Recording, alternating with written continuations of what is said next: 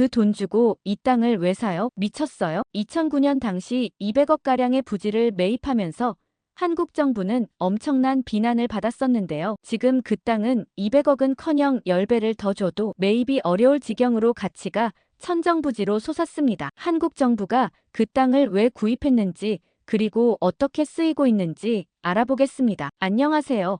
저는 뉴욕에서 부동산 디벨로퍼로 일하고 있어요. 부동산 디벨로퍼는 땅의 가치를 측정하고 해당 땅을 개발하기 위한 일을 하는 사람들이죠. 개인적으로 가장 성공적이었던 프로젝트는 2009년에 있었는데요. 아직도 2009년의 그날을 잊을 수가 없어요. 월요일 아침 출근 시간에 울린 전화벨 소리가 지금도 귓가에 생생합니다. 글로벌 파트너즈의 CEO가 갑자기 불러 맨해튼 32번가 부지 분석을 맡겼던 날이었어요. 당시 저는 수석 디벨로퍼로 일하고 있었지만 정부 요청에 의한 프로젝트는 처음이라 의아했죠. 알고 봤더니 한국 정부의 요청이라고 하더라고요. 저는 한국 정부라는 말을 듣자마자 의뢰서를 펼쳐봤고 해당 부지에 한국문화원을 짓고 싶다는 내용에 가슴이 뛰었습니다. 곧장 사무실로 돌아와 자료를 펼쳤죠. 주차장으로 쓰이고 있던 590제곱미터의 부지였는데 위치가 너무나 특별했어요. 엠파이어 스테이트 빌딩과 메디슨 스퀘어 가든이 가까이 있었고 지하철역도 바로 연결되어 있었죠. 게다가 코리아타운과도 가까워서 한국 문화를 알리기에 최적의 입지였어요. 분석 보고서를 작성하면서 이 부지의 잠재력에 더욱 확신이 들었습니다. 금융위기로 부동산 시장이 얼어붙었지만 오히려 지금이 투자할 기회라고 생각했어요. 한류 열풍이 불고 있었고 한국 문화에 대한 관심도 높아지고 있었으니까요. 밤늦게까지 사무실에 남아 자료를 검토하면서 이 부지가 가진 가능성을 하나하나 정리했습니다. 특히 주변 상권 분석에 많은 시간을 들였어요. 코리아타운의 매출 데이터를 수집하고 유동인구를 분석했죠. 놀랍게도 금융위기 속에서도 이 지역은 안정적인 성장세를 보이고 있었습니다. 한식당들은 문전성시를 이루었고 K뷰티 매장도 계속 늘어나고 있었어요. 부동산 가치 측면에서도 이 부지는 금광과 같았습니다. 지난 30년간의 맨해튼 부동산 가격 변동을 추적해보니 이 지역은 한 번도 가치가 하락한 적이 없었어요. 심지어 9.11 테러 이후에도 회복이 가장 빨랐던 곳이죠. 한국 정부의 보는 눈은 놀라웠고 투자 가치는 충분했습니다. 보고서를 들고 회의실로 향하는 발걸음이 가벼웠습니다. 하지만 회의실 문을 열자마자 부사장 마이클 앤더슨의 차가운 눈빛과 마주쳤어요. 그는 제 보고서를 훑어보더니 비웃듯 말했죠. 동양인들의 감상적인 발상이라고요. 한국 정부가 헛발질하는 거라고 주차장 수익이 안정적인데 왜 위험을 감수하냐는 거였습니다. 앤더슨은 회의 내내 제 분석을 깎아내렸어요. 금융위기 때 이런 큰 투자는 미친 짓이라고 했죠. 하지만 저는 굴하지 않고 제 의견을 피력했습니다. 맨해튼의 부동산 가치는 절대 떨어지지 않을 거라고요. 오히려 지금이 투자할 때라고 설명했어요. 제가 준비한 프레젠테이션 자료를 하나씩 보여주며 설명했습니다. 지하철 노선도를 펼쳐놓고 접근성을 설명했고 주변 상권 분석 데이터로 성장 가능성을 입증했어요. 마지막으로 한류의 경제적 파급 효과를 보여주는 그래프를 제시하며 발표를 마무리했죠. 그러자 앤더슨이 갑자기 자리에서 벌떡 일어났습니다. 자료를 뒤적이며 허점을 찾으려 했지만 실패하자 이번에는 인신공격을 시작했어요. 제가 한국계라서 감정적으로 접근한다며 전문성이 결여된 분석이라고 몰아붙였습니다. 회의실의 공기가 순식간에 얼어붙었어요. 다른 임원들은 고개를 숙인 채 아무 말도 하지 않았죠. 하지만 저는 침착하게 대응했습니다. 오히려 제가 한국계이기 때문에 이 프로젝트의 가치를 더 잘 이해할 수 있다고 말했어요. 문화적 이해도가 비즈니스의 중요한 자산이 될 수 있다고 설명했죠. CEO는 결과가 어찌됐든 우린 돈 받고 할 일만 하면 되는 거라고. 한국 정부가 헛발질을 하든 말든 할 일을 하자며 회의를 마무리하셨죠. 회의가 끝나고 자리로 돌아온 저는 창밖을 바라보며 깊은 생각에 잠겼어요. 맨해튼의 빌딩 숲 사이로 석양이 비치고 있었는데 그 붉은 빛이 마치 저의 확신을 응원해주는 것만 같았습니다. 이곳에 한국문화원이 들어선다면 얼마나 멋질까 상상하며 다시 한번 용기를 내보기로 했어요. 그날 밤 사무실에 늦게까지 남아 추가 자료를 검토하면서 이 프로젝트가 단순한 부동산 개발이 아닌 문화의 교두보가 될 것이라는 확신이 들었습니다. 앤더슨의 편견 어린 시선이 오히려 저를 더 단단하게 만들어 주었어요. 이제 남은 건 시간이 저의 판단이 옳았음을 증명해주는 일뿐이었죠. 다음 날 현장에 직접 들러 맨해튼 32번가 부지를 둘러보던 그날, 우연히 발견한 낡은 간판 하나가 제 발걸음을 멈추게 했어요. 간판에 흐릿한 글씨가 벽돌 사이로 보였습니다. 순간 가슴이 덜컥 내려앉았어요. 20년도 더 된 아버지의 세탁소 흔적이었죠. 아주 어렸을 때 아버지가 세탁소를 했던 기억은 있었지만 이곳이었을 줄은 상상도 할 수 없었어요. 어릴 적 매일 세탁소에서 시작된 하루가 떠올랐습니다. 아버지는 새벽 5시면 어김없이 세탁소 문을 열었어요. 맨해튼의 비즈니스맨들이 출근하기 전에 와이셔츠를 찾아가야 한다며 늘 서둘러 일을 시작하셨죠. 저는 학교 가기 전에 잠깐 들러 아버지의 아침 식사를 챙겨드리곤 했어요. 벽돌 틈에 남은 앵커볼트 자국을 손으로 더듬어 보았습니다. 그 자리에는 한때 아버지가 직접 만드신 나무 선반이 있었어요. 드라이클리닝된 옷들이 반짝반짝 걸려있던 그 선반에서 늘 특유의 세탁 냄새가 났었죠. 지금은 흔적조차 찾기 힘들었지만 20년 전 그날의 기억만은 선명했습니다. 1997년 IMF 외환위기 때였어요. 하루아침에 달러 가치가 치솟으면서 세탁소 운영이 힘들어졌죠. 세제값은 올랐는데 세탁비는 올리지 못했고 결국 아버지는 세탁소 문을 닫아야 했습니다. 당시 저는 고작 15살이었지만 아버지가 마지막으로 간판을 떼시던 날의 쓸쓸한 뒷모습을 잊을 수가 없어요. 이제 그 자리에는 허름한 주차장이 들어서 있었습니다. 한국 정부가 1,580만 달러에 매입하려 한다는 소식이 들리자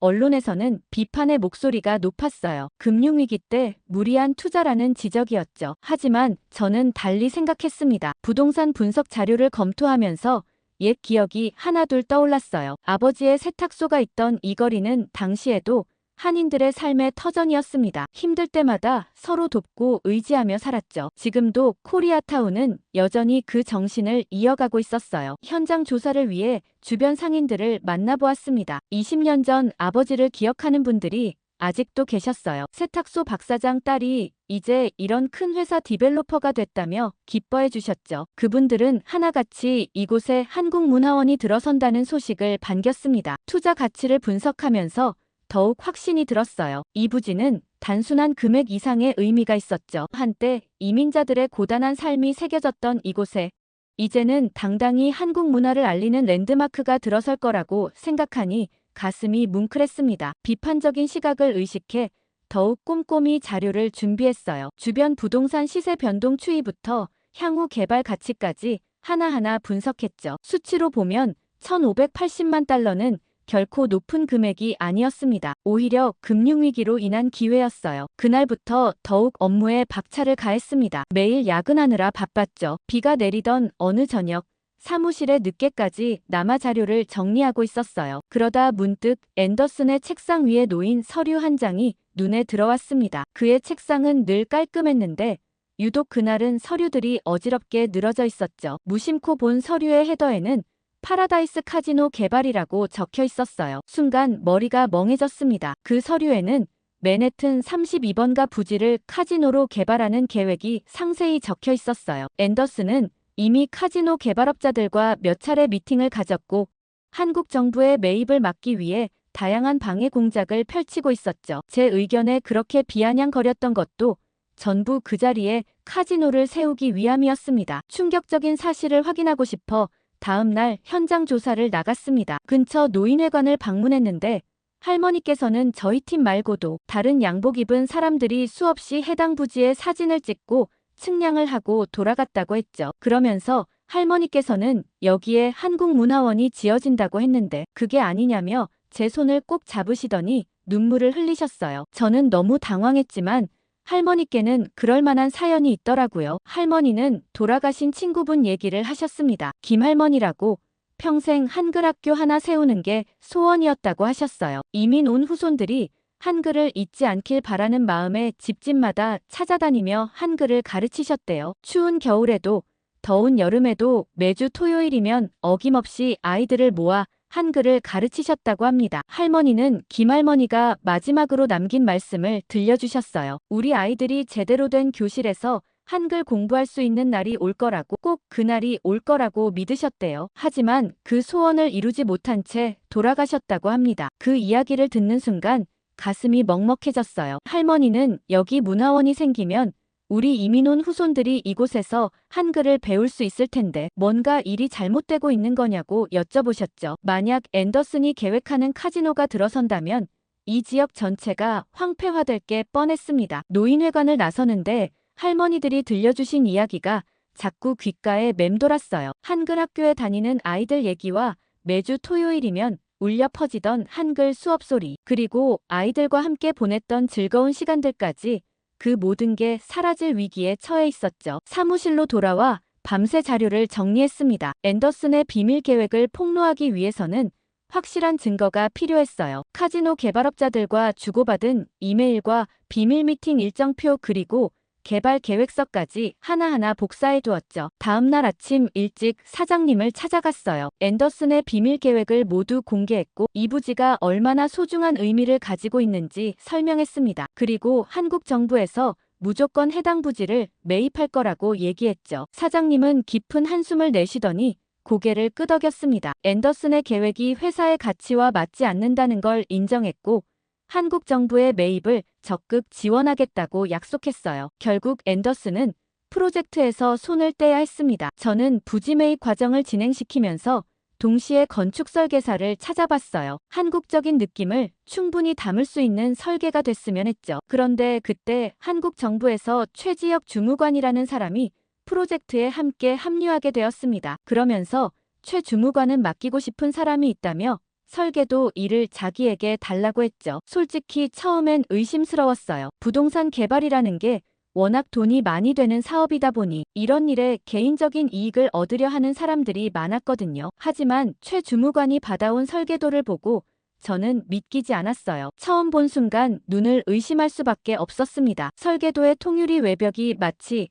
한복의 곡선처럼 우아하게 휘어져 있었죠. 햇빛이 비치면 유리를 통해 내부의 한국적 곡선이 은은하게 비치도록 설계되어 있었습니다. 설계도를 자세히 살펴볼수록 놀라웠어요. 지하 2층부터 지상 7층까지 각 층마다 특별한 의미가 담겨 있었죠. 지하 2층은 200석 규모의 공연장이 들어서고 지하 1층은 전시 공간으로 꾸며질 예정이었습니다. 특히 공연장 천장은 전통 처마의 곡선을 현대적으로 재해석했어요. 1층 로비는 25m 높이의 보이드 공간으로 설계되어 있었습니다. 그 공간을 통해 한옥의 마당처럼 하늘이 보이도록 했죠. 2층은 정원이 있는 전시 공간, 3층은 한글 도서관이 들어설 예정이었어요. 아버지가 그토록 바라시던 한글 학교는 4층에 자리 잡을 거라고 했습니다. 가장 인상적이었던 건 5층 세미나실이에요. 전통 마루의 구조를 현대적으로 재해석해서 좌식과 입식을 자유롭게 변형할 수 있도록 설계했죠. 사무 공간도 한국의 미를 살리면서도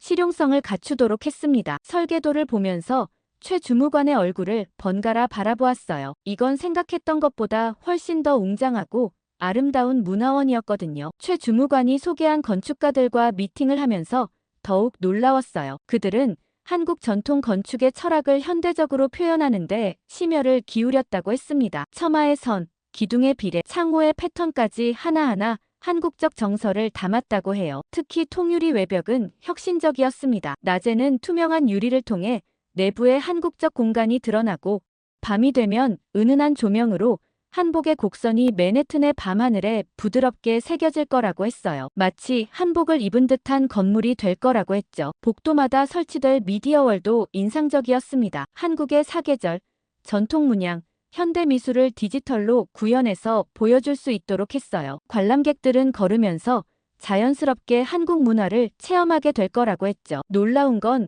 그 설계를 맡은 건축가들이 모두 외국인이었는데 한국 문화에 굉장히 관심이 많은 사람들이었다는 점입니다. 한국 문화에 대한 연구와 사랑으로 이런 디자인을 만들 수 있었던 거죠. 우여곡절 끝에 공사가 시작되었고 이제 기다리기만 하면 된다고 생각했어요. 하지만 2020년 3월의 어느 날 아침 공사 현장에 도착하자마자 가슴이 철렁 내려앉았어요. 평소라면 바쁘게 움직이고 있을 크레인들이 모두 멈춰 서 있었습니다. 코로나가 뉴욕을 강타했고 도시 전체가 봉쇄되면서 건설 현장도 중단 위기에 처한 거였죠. 현장 소장은 안전수칙 때문에 공사를 일시 중단해야 한다고 했어요. 작업자들의 안전이 우선이라는 말에 동의하면서도 한편으로는 불안했습니다. 공사가 지연될 때마다 비용은 눈덩이처럼 불어날 테니까요. 그런데 이상한 점을 발견했어요. 다른 현장들은 방역 수칙을 지키면서 조금씩 공사를 재개하고 있는데 우리 현장만 계속 제자리였습니다. 알고 보니 앤더슨이 또다시 방해 공작을 펼치고 있었죠. 최 주무관은 서울의 성공적인 방역 사례를 들려주었어요. 한국의 건설 현장들이 어떻게 코로나 상황에서도 공사를 진행하고 있는지 상세히 설명해 주었죠. 그의 이야기를 현장에 적용해 다시금 공사를 시작했습니다. 하지만 앤더슨은 보건당국에 우리 현장이 방역 수칙을 제대로 지키지 않는다고 거짓 신고를 넣었어요. 심지어 익명의 제보자를 동원해 현장의 안전 문제를 지적하는 기사까지 내보냈습니다. 공사 재개를 앞두고 현장 점검이 필요하다며 불필요한 행정 절차를 계속 만들어냈죠. 더 놀라운 건 현장 인부들을 빼가려 한다는 소식이었어요. 앤더슨은 자신과 친분이 있는 건설사를 통해 우리 현장의 핵심 인력들에게 더 높은 일당을 제시했습니다. 코로나로 일거리가 없는 상황에서 인부들을 유혹하려 한 거죠. 매일 아침 텅 빈 현장을 바라보는 일이 고통스러웠어요. 멈춰선 크레인과 덮여있는 자재들 그리고 적막한 공사장까지 모든 게 시간과의 싸움이었습니다. 공사가 지연될수록 예산은 초과되고 결국 프로젝트 전체가 위험해질 수 있었죠. 어느 날은 현장 게이트가 굳게 잠겨 있었어요. 알고 보니 앤더슨이 시 당국에 우리 현장의 안전검사가 미흡하다고 신고한 거였습니다. 재검사를 받기까지 최소 2주가 걸린다고 했죠. 분명 그의 입김이 작용했을 거예요. 그러자 최 주무관이 침착하게 상황을 정리하기 시작했어요. 우선 그는 한국의 건설사들과 화상회의를 주선했습니다. 방역과 공사를 동시에 진행하는 노하우를 전수받았죠. 현장을 구역별로 나누고 인원을 분산시키는 방식부터 작업자들의 동선 관리까지 세세한 지침을 받을 수 있었어요. 덕분에 현장 인부들도 쉽게 이해하고 작업 효율을 높일 수 있었죠. 특히 인상적이었던 건 최 주무관이 가져온 K방역 건설 현장 매뉴얼이었습니다. 그는 이 매뉴얼을 영어로 번역해 뉴욕시 당국에 제출했어요. 우리의 방역 계획이 충분히 안전하다는 것을 증명해낸 거죠. 앤더슨이 시 당국에 우리 현장의 안전 문제를 제기했을 때도 최 주무관은 침착하게 대응했습니다. 한국의 성공 사례를 바탕으로 우리 현장의 안전관리 체계를 설득력 있게 설명했어요. 결국 시 당국도 우리의 방역 계획을 인정할 수밖에 없었죠. 그리고 가장 문제가 됐던 현장 인부들의 이탈을 막는 것도 최 주무관의 아이디어였어요. 그는 한국처럼 작업자들에게 위험 수당을 지급하자고 제안했습니다. 코로나 상황에서도 현장을 지키는 인부들의 노고를 인정하고 보상하자는 거였죠. 그와 동시에 최 주무관은 법무팀과 긴밀히 협력했어요. 그의 허위 신고에 대한 증거를 수집했고 불필요한 행정 절차에 대해서도 법적 대응을 준비했습니다. 동시에 시 당국과도 긴밀히 소통하며 우리의 안전관리 체계를 인정받았죠. 마침내 6월이 되어서야 공사를 재개할 수 있었어요. 첫날 아침, 크레인이 다시 움직이기 시작하는 걸 보면서 눈물이 났습니다. 앤더슨의 방해에도 불구하고 우리는 포기하지 않았어요. 오히려 이 위기를 통해 현장의 단합력은 더욱 강해졌죠. 비록 코로나로 인해 예상보다 공정이 늦어졌지만 오히려 현장을 더 끈끈하게 만들어주었습니다. 안정적으로 공사가 재개되던 어느 날 저녁이었어요. 늦게까지 서류를 검토하던 최지혁 주무관과 마지막 커피를 마시며 대화를 나눴습니다. 15년 동안 이 프로젝트를 위해 헌신한 그에게 문득 궁금증이 들었어요. 왜 이렇게까지 열정을 쏟는 건지 물어보고 싶었죠. 처음엔 대답을 망설이던 최 주무관의 표정이 무거워졌어요. 그는 자신의 어린 시절 이야기를 들려주었습니다. 아버지의 해외 발령으로 일본 도쿄에서 초등학교를 다녔다고 해요. 당시만 해도 한국은 일본에 비해 경제적으로 많이 뒤처져 있었죠. 학교에서 유일한 한국인이었던 그는 매일 같은 질문을 받았다고 해요. 한국에도 텔레비전이 있냐고, 집에서 김치만 먹고 사냐고. 어떤 아이들은 한국이 가난한 나라라며 놀리기도 했답니다. 가장 괴로웠던 건 문화 수업 시간이었다고 해요. 일본의 전통 문화를 배우는 시간에 자신의 나라 문화를 소개해달라는 선생님의 요청을 받았지만 아무것도 말하지 못했다고 합니다. 친구들의 괴롭힘이 걱정되었기 때문이었죠. 어느 날은 다 같이 보는 교과서에 임진왜란이 문화교류로 표현되어 있는 걸 보고 충격을 받았다고 해요. 하지만 반박하지 못했죠. 그저 고개를 숙이고 있을 수밖에 없었다고 합니다. 10살의 어린 나이였지만 그때 결심했다고 해요. 언젠가는 꼭 우리 문화의 우수성을 세계에 알리겠다고, 한국인임이 자랑스러워지는 그날까지 힘쓰겠다고 말이에요. 최 주무관은 잠시 말을 멈추고 창밖을 바라봤어요. 맨해튼의 야경이 눈부시게 빛나고 있었죠. 그러면서 그는 말했습니다. 지금 한국은 달라졌다고요. 한국의 모든 것들이 세계인의 사랑을 받고 있다고요. 하지만 아직도 갈 길이 멀다고 했어요. 단순한 유행이 아닌 문화 강국으로서의 위상을 확고히 해야 한다고 말이죠. 이 문화원이 바로 그 시작점이 될 거라고 믿는다고 했습니다. 그래서 이 프로젝트가 힘들어도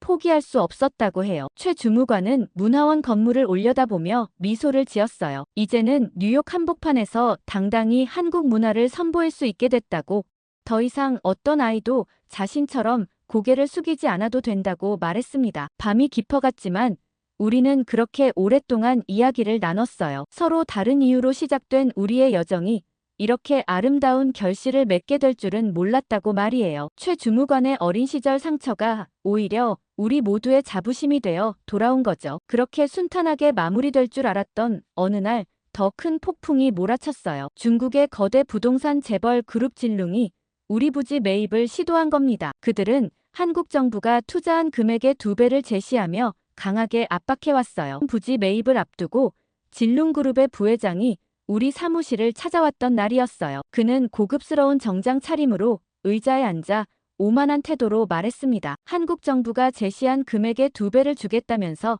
이민자들이 운영하던 허름한 세탁소나 식당이 있던 자리에 무슨 문화원이냐며 비웃었어요. 순간 1980년대 초반 어느 추운 겨울날의 기억이 떠올랐습니다. 아버지의 세탁소에서 있었던 일이었죠. 그날도 아버지는 새벽부터 일을 시작하셨어요. 월스트리트 직원들의 와이셔츠를 아침 일찍 전달해야 했기 때문입니다. 그런데 한 중국계 사업가가 찾아와 세탁물을 돌려달라며 큰 소리를 쳤어요. 자신의 실크 셔츠가 망가졌다며 터무니없이 비싼 배상금을 요구했죠. 사실 그 셔츠는 이미 오래되어 낡은 것이었는데도 새 옷이었다며 우겼습니다. 아버지는 고개를 깊이 숙이며 사과하셨어요. 부족한 영어로 설명하려 애쓰셨지만 그 사업가는 더욱 거세게 소리를 질렀죠. 당신 같은 이민자들은 이런 고급 옷을 다룰 자격도 없다며 무시했다고 해요. 결국 아버지는 한 달 수입을 모두 털어 배상금을 지불하셨습니다. 그날 밤 아버지는 처음으로 소주를 드셨어요. 하지만 다음 날도 어김없이 새벽 4시에 일어나 세탁소 문을 여셨죠. 진룽 부회장을 바라보며 그날의 기억이 떠올랐어요. 처음에는 단순한 매입 제안인 줄 알았습니다. 하지만 최지혁 주무관이 숨겨진 진실을 파헤치기 시작했어요. 그가 발견한 건 앤더슨의 오래된 비리였죠. 2년 전 일본의 파친코 그룹과 손을 잡고 이 부지를 카지노로 개발하려 했다가 그때는 실패했지만 이번에는 중국 자본과 손잡고 다시 시도하고 있었던 거예요. 놀라운 사실은 따로 있었습니다. 진룽그룹이 제시한 매입가는 실제 시장 가치보다 터무니없이 높았어요. 최 주무관의 조사 결과 이 부지를 초고층 카지노 단지로 개발해 중국 자본 세탁의 거점으로 활용하려 했다는 사실이 드러났죠. 앤더슨은 교묘하게 움직였어요. 진룽그룹의 고위 임원들을 비밀리에 만나고 우리 회사의 내부 정보를 유출했습니다. 심지어 한국 정부의 재정 상황이 어렵다는 거짓 정보를 퍼뜨리며 매각을 유도하려 했죠. 위기의 순간은 어느 날 아침에 찾아왔어요. 진룽그룹의 회장이 직접 서울을 방문해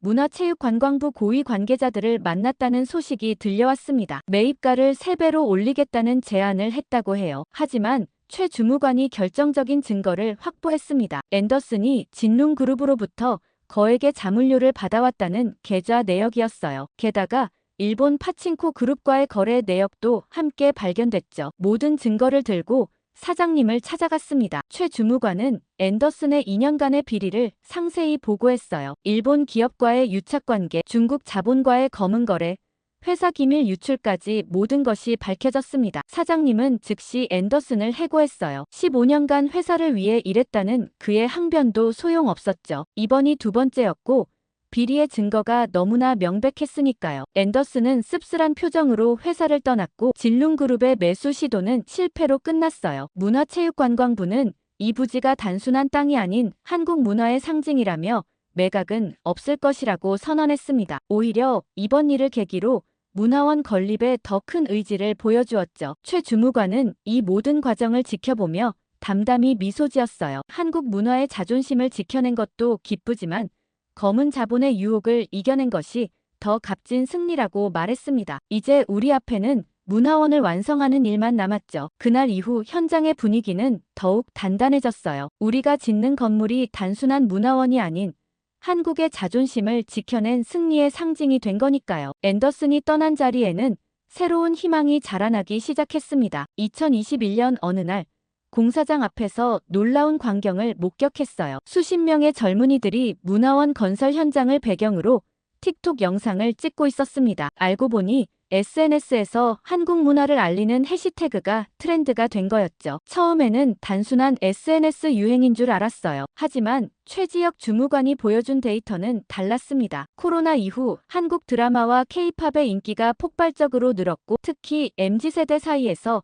한국 문화에 대한 관심이 급증했대요. 그러던 중 뉴욕의 한인 2세들이 찾아왔습니다. 그들은 자발적으로 모임을 만들었다고 했어요. 문화원이 완공되면 한국 문화 홍보대사로 활동하고 싶다며 지금부터라도 돕고 싶다고 했죠. 이들의 열정은 놀라웠어요. 매주 토요일마다 공사장 주변에서 한국 문화 소개 행사를 열었습니다. K-팝 커버댄스 공연부터 한식 시식회까지 자신들만의 방식으로 한국 문화를 알렸죠. 처음엔 10여 명이었던 참가자가 수백 명으로 늘어났어요. 특히 인상적이었던 건 그들의 전문성이었습니다. 콜롬비아대 건축학과 학생들은 문화원 설계의 우수성을 설명하는 영상을 제작했고 NYU 예술학과 학생들은 한국 전통 문양의 현대적 재해석을 주제로 전시회를 열었어요. SNS에서의 반응도 폭발적이었죠. 공사 과정을 담은 타임랩스 영상이 수백만 뷰를 기록했고 문화원 완공 후 운영될 프로그램에 대한 기대감도 높아졌습니다. 특히 K-드라마 촬영 장소로 활용하자는 제안이 화제가 됐어요. 젊은이들의 참여는 공사 현장의 분위기도 바꿔놓았습니다. 작업자들은 자부심을 갖게 됐고 공정률도 눈에 띄게 향상됐어요. 그들은 자신들이 단순한 건물이 아닌 문화의 상징을 만들고 있다는 걸 깨달은 거죠. 최 주무관의 제안으로 디지털 타임캡슐 프로젝트도 시작했습니다. MZ세대들의 한국 문화 체험 사연을 모아 건물 기초석에 저장하기로 한 거예요. QR코드만 찍으면 그들의 이야기를 볼 수 있게 했죠. 어느 날은 한 할머니가 눈물을 흘리며 찾아오셨어요. 손녀가 한국어를 배우기 시작했다며 문화원이 생기면 함께 오고 싶다고 하셨대요. 3대가 함께 한국 문화를 나눌 수 있는 공간이 생긴다는 게 너무 감격스럽다고 하셨죠. 이제 공사장 가림막은 거대한 캔버스가 됐어요. MZ세대 아티스트들이 한국의 전통 문양과 현대 아트를 접목한 작품을 그렸죠. 지나가는 사람들의 포토스팟이 됐고 뉴욕 미술계에서도 주목받게 됐습니다. 이윽고 개관식 날 아침 문화원은 사람들로 북적였어요. 로비에는 한복을 곱게 차려입은 어르신들이 삼삼오오 모여 계셨습니다. 그 중에서 특히 한 할머니가 눈에 띄었죠. 40년 전 처음 뉴욕에 오셨다는 김영옥 할머니였어요. 할머니는 떨리는 손으로 문화원의 벽을 쓰다듬으셨습니다. 1970년대에 뉴욕에 처음 왔을 때는 한국말을 하는 것조차 눈치 보였다고 하셨어요. 작은 세탁소에서 시작해 자녀들을 키우느라 힘들었던 시절을 떠올리시며 눈시울을 붉히셨죠. 지하 공연장에서 풍물놀이가 시작되자 할머니의 표정이 환하게 피어났어요. 사물놀이 소리가 울려 퍼지자 어르신들이 하나둘 자리에서 일어나 어깨춤을 추기 시작했습니다. 젊은 시절 고향에서 들었던 장단이 그리웠다고 하셨죠. 2층 체험장에서는 떡매치기가 한창이었어요. 할머니는 손주들에게 떡매치는 법을 가르쳐 주셨습니다. 어린 시절 설날이면 항상 가족들과 함께 떡을 만들었다며 그때 이야기를 들려주셨죠. 손주들은 처음 해보는 떡매치기에 신이 났어요. 3층 도서관에 들어서자 할머니는 한글로 가득한 책장 앞에서 한참을 서 계셨어요. 주말마다 손주들을 한글 학교에 데려다주며 꿈꿨던 날이 드디어 왔다고 하셨습니다. 한글책이 가득한 도서관이 생길 거라고는 상상도 못했다고 하시며 눈물을 훔치셨죠. 4층 한식 체험관에서는 더욱 감동적인 장면이 연출됐어요. 할머니는 김치 담그기 시범을 보이셨습니다. 외국인들이 할머니의 솜씨에 감탄하며 박수를 쳤고 할머니는 쑥스러운 듯 미소를 지으셨죠. 점심시간 할머니는 문화원 식당에서 손주들과 함께 떡국을 드셨어요. 40년 전 처음 뉴욕에 왔을 때는 떡국떡 하나 구하기도 힘들었다며 이제는 이렇게 좋은 곳에서 시간을 보낼 수 있다는 게 꿈만 같다고 하셨습니다. 오후에는 전통놀이 한마당이 벌어졌어요. 할머니는 손주들과 함께 윷놀이를 하셨습니다. 윷가락을 던질 때마다 환호성이 터져나왔고 할머니의 눈가에는 행복한 눈물이 맺혔죠. 저녁 무렵 할머니는 문화원 앞에서 가족 사진을 찍으셨어요. 3대가 함께 한복을 입고 찍은 사진이었습니다. 할머니는 사진을 찍으시며 이제 우리도 뉴욕에 자랑스러운 문화원이 생겼다고 말씀하셨죠. 할머니는 돌아가시기 전에 저를 꼭 안아주셨어요. 고생 많았다며 이제 우리 후손들은 당당하게 한국인임을 자랑할 수 있게 됐다고 하셨습니다. 그 말씀에 저도 모르게 눈물이 났죠. 이제 매일 아침 문화원 문을 열 때마다 그날의 기억이 떠오릅니다. 할머니의 눈물에 담긴 40년의 시간, 그리고 이제야 꽃 피운 자부심을 생각하면 가슴이 뭉클해져요. 이곳은 단순한 건물이 아닌 우리 이민자들의 꿈과 희망이 담긴 공간이 된 거죠. 해가 저물어도 문화원은 밝게 빛났어요. 행사를 마치고 돌아가는 할머니의 뒷모습을 바라보며 생각했습니다. 우리는 마침내 뉴욕 한복판에 우리의 자부심을 세운 거예요. 15년의 긴 여정이 이토록 값진 결실을 맺을 줄은 몰랐습니다. 오늘 사연 어떻게 들으셨나요? 모두가 욕하던 땅을 매입했던 한국 정부의 결정이 큰 가치로 돌아왔는데요. 미국에 가면 꼭 한번 문화원을 들러보고 싶은 마음이 들었습니다. 오늘 사연에 대한 생각 댓글 많이 달아주시고 다음에 더 좋은 사연으로 돌아오겠습니다. 감동 필름이었습니다.